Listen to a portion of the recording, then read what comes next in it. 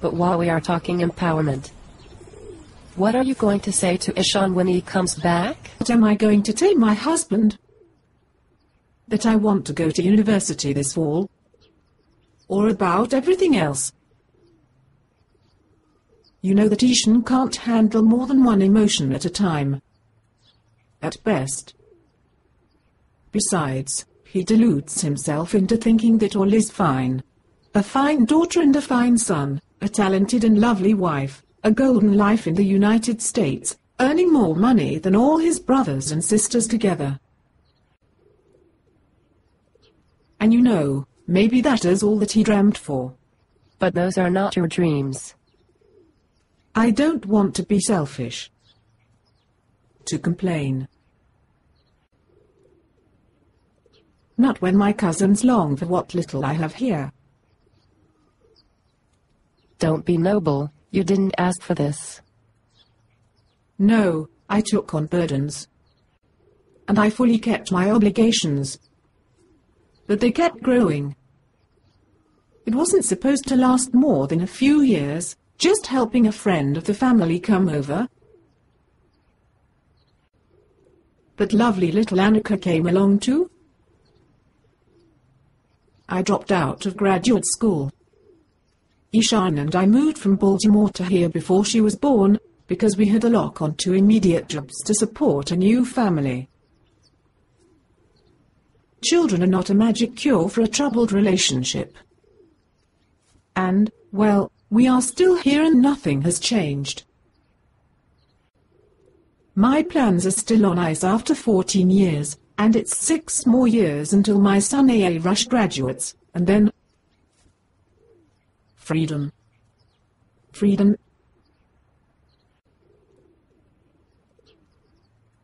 Six years is a long time.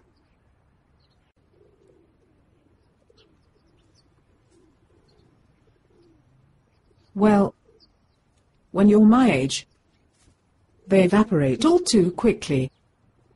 And there's a world of difference about starting over in your 40s, rather than 30s. It could be worse, though.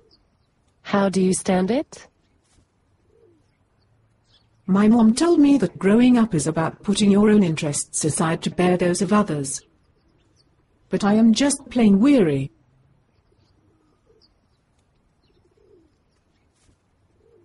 He's not a bad man, but he's nothing more than a business partner in this Chowdhury family, Incorporated. I still have my outlets, like French cooking and helping out with the Jack Vine Grove. And he doesn't like that, you know. Every hour with you just means one extra leisure hour, another hour that he loses and has to spend taking care of himself or the kids. You don't spend that much time with us. Yeah, like 10 hours a month is a hardship.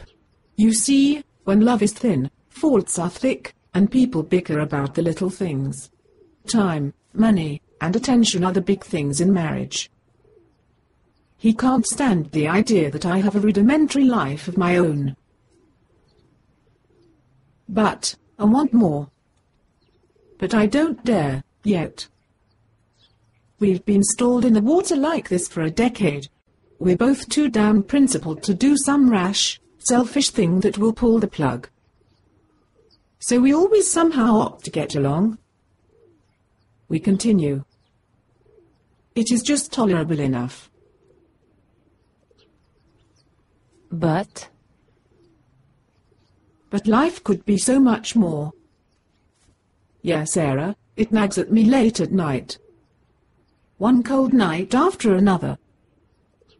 Oh, I'm sorry I even tried to give you advice.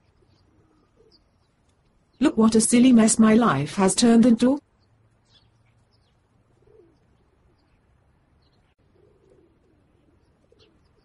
Andrea, that's not true. Stop that. Why not send him packing, if you know it is over? And do what? How could I raise them myself?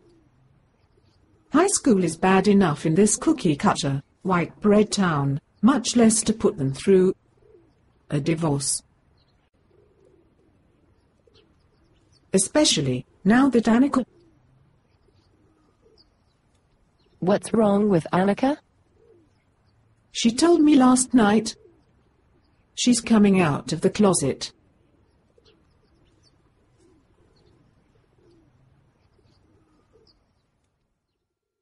Dear dude, God bless you, Craig. I'm back. Failed. Peter. How went the light reading? Light? What can I say? I finished those books and skimmed some of the others too. About 900 pages for 1500 years of prehistorical Western European culture, archaeology and guesswork. Talk about jumping into the deep end. I had no idea that the Celts had done so much, ranged so far, and lived in such odd ways. The art, the customs, the religious practices, hierarchies, fractured politics, war, economics. It was a whole world that I didn't know about. I am from a science background, so this is my first foray into historical study. That's what I wanted to hear. So many of my fellow Druids just focus on the Druid as the magician's role and forget that they played a role in a larger culture, that they were products of their age, as much as they sought to mold and guide their people. Whatever powers, lore or wisdom they possessed also had a responsibility and purpose, not simply the highly individualized spiritual search that the Reformed Druids usually focus on. If that is so, why do you suppose the founders settled upon the Druids for their rebellious model? Oh gods!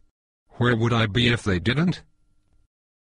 I suppose they could have picked another culture, such as Egyptians or Voodoo. Imagine that? One of the reasons that the Celts were chosen by the founders for inspiration was that the Celts and other northern cultures represented an alternative to what we now inevitably consider as Western culture, derived from Roman and Greek centralized states and the dualistic monotheism from the Middle Eastern mythos. The Celts symbolized an approachable world, a possibility dissimilar enough to our sensibilities to provoke and intrigue us, but close enough to not seem alien. A once great civilization that was relentlessly chipped away, isolated and painted into a corner by more successful, powerful forces in the march of nations, centralization and the early globalization. A beautiful model, tragically destined to fade under competition. All that romanticism was appealing in the 1960s, when little was known about ancient Druids. They were concerned their opponents would pick apart their practices for inaccuracies, and there are a few. Their defense would be to point to the upfront choice of the term Reformed in their name. A clever stratagem for a temporary conflict. But the search is really a never-ending struggle. So, now that I know so much about the ancient Celts, it should help me to delve into Reformed Druidism. Oh, no. No? What do you mean, no?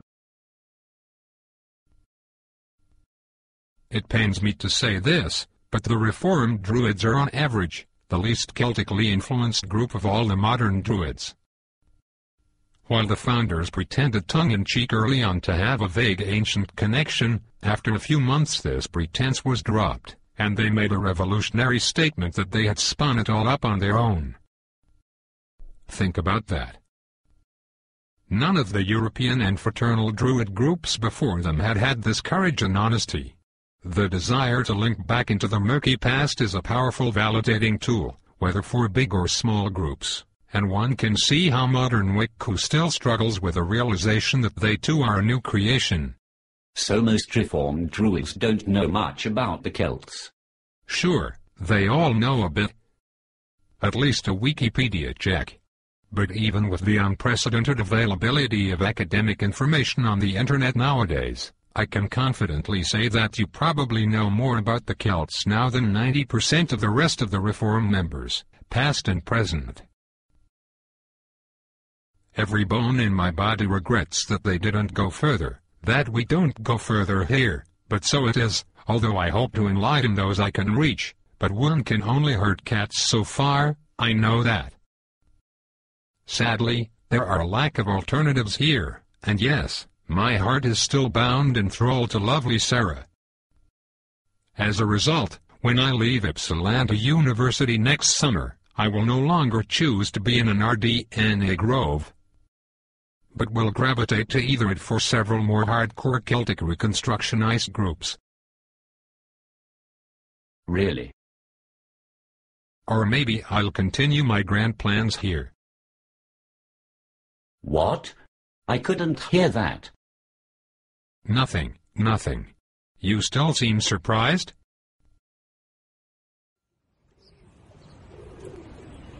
Really, your daughter is gay? I should have put it all together before. Guess I didn't want to see it.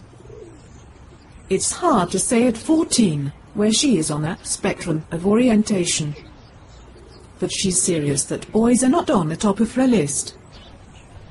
She is not just trying to shock me. We were in tears about it all last night. What did you do? What else could I do? I held her close and kissed her and told her it was going to be all right. We would work it out together. That's probably what she needed to hear. And what did Ishan say? We're not going to tell Ishan yet. I know him all too well. He's not a hateful man, but his initial reactions would be a bit harsh. It's just the way he was raised, and he's never re-evaluated that subject on his own. I need to find the right moment, and we have enough on our plate already. So you must have been up all night with her? You look so tired. Yeah, it was painful, but so sweet, to let it all out. You know, if I hadn't hung out with you folks in Jackbine so long, I probably would not have handled it so well. Just doing the best I can.